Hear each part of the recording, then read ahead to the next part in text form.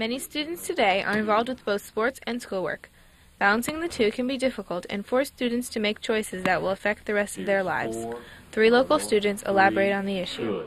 It's harder to balance school and tennis now, getting older, because school is a lot harder and you have to practice more now because college is coming up. Both. It kind of depends on what's going to happen. Like if I have a big research paper due, I'll choose the schoolwork, but if it's just like a math assignment, I'll do the sport and then replace that either later that night or the next day.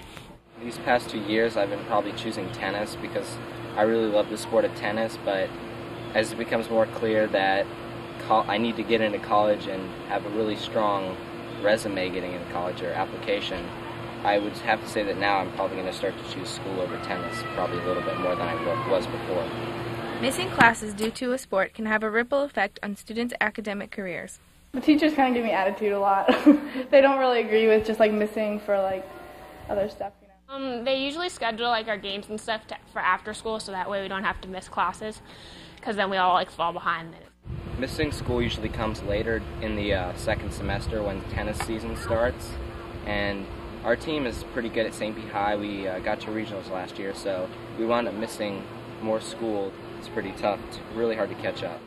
The perseverance exemplified in sports such as tennis can also be applicable in the academic world. I think being in a sport affects your schoolwork just like it affects any other part of your life.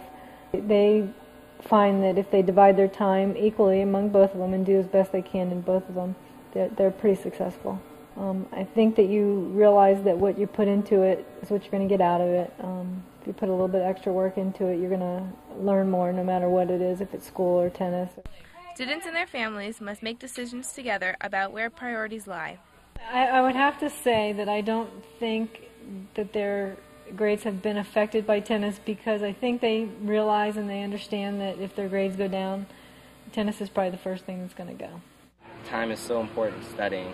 I mean, for me personally, because I actually probably would have to study to get good grades, so I need all the time I can get, and tennis is not making that easy for me. Simone Berger, Fox 13 Magazine.